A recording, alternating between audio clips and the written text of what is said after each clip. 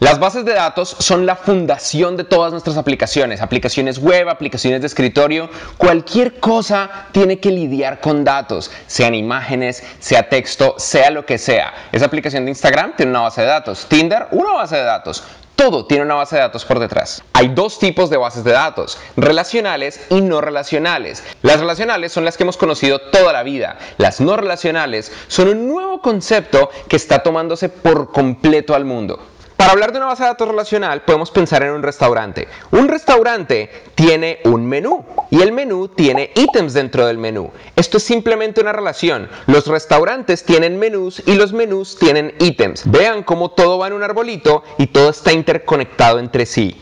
Si tenemos un restaurante, podemos tener muchos restaurantes y todos esos restaurantes tienen un modelo que tiene un menú y el menú tiene ítems. Si lo expandimos más, a la misma altura del menú, el restaurante también tiene meseros y cocineros. Menú, meseros, cocineros son parte de la relación restaurante.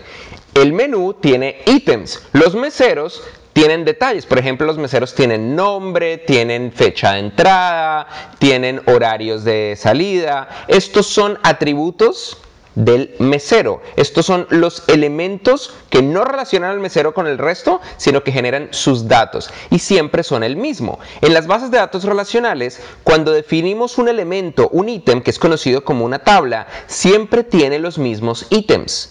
¿Qué pasa en una base de datos relacional cuando digamos quiero agregar que si los meseros son hombre o mujer? ¿Qué pasa cuando en la base de datos quiero agregar la fecha del mesero y no lo pensé por primera vez? Y digamos que ya tengo 5000 meseros. Tendríamos que cambiar todo el modelo. Tendríamos que agregar el campo de edad e irnos uno por uno agregando la edad. Generaríamos una redundancia increíble. Normalmente, las bases de datos relacionales arreglan esto con algo llamado normalización. Normalización es simplemente optimizar la base de datos para eliminar la redundancia. Pero resulta que en el mundo real siempre hay redundancia. En el mundo real nadie es igual.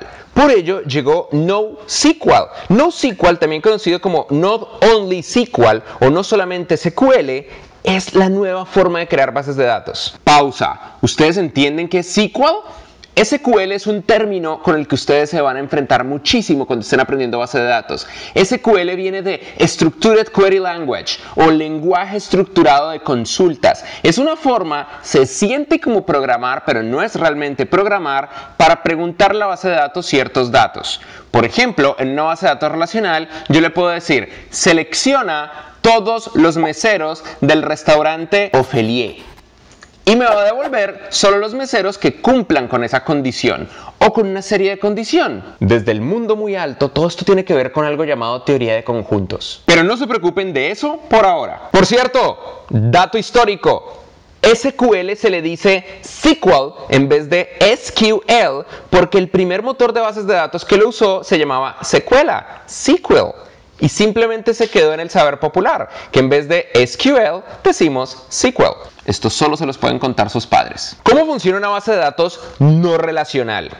En el mismo modelo de restaurantes meseros, lo que tenemos es documentos o variables. Tenemos una colección de datos que se parecen entre sí, pero que no son necesariamente iguales. En nuestro ejemplo, podemos tener una colección de meseros que le pertenece a un restaurante. Los meseros pueden tener nombre, todos, algunos pueden tener su fecha de nacimiento, no importa si algunos no lo tienen, y otros pueden tener su turno, su sexo, sus años de experiencia y un ranking interno. No necesitamos crear relaciones nuevas cuando queremos agregarle atributos nuevos a los objetos de una colección o de un documento en una base de datos no relacional. ¿Qué tiene de ventaja? No hay redundancia, es mucho más liviana y es mucho más veloz como bases de datos. También existen bases de datos no relacionales increíblemente livianas. Yéndonos un poco técnicos, las típicas bases de datos relacionales son MySQL, Oracle, Postgres, aunque algunas de estas como Postgres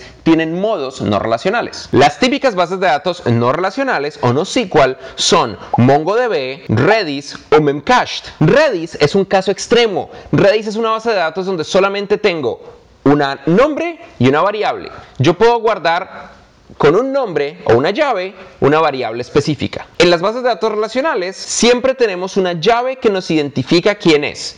Por ejemplo, Cuando ustedes son ciudadanos, su llave de identificación es la cédula de ciudadanía, el DNI, el pasaporte. En una base de datos no relacional, podemos tener una llave, pero realmente no la necesitamos. Simplemente necesitamos un indicador único, como tu nombre de usuario. Las bases de datos no relacionales tienen la gran ventaja de ser ridículamente veloces. Y si no usamos SQL, ¿qué usamos? Usamos algo llamado JSON. No en todos los casos. JSON, JavaScript Object Notation, es la forma en la que internamente tienden a organizarse muchas bases de datos no SQL populares. Pero JSON no es un lenguaje de programación para hacer una búsqueda. Es simplemente una forma de estructurar los datos de tal manera que cualquier programa de computación los pueda entender. La respuesta es JavaScript, donde en las bases de datos relacionales usamos SQL, en las bases de datos no relacionales usamos JavaScript.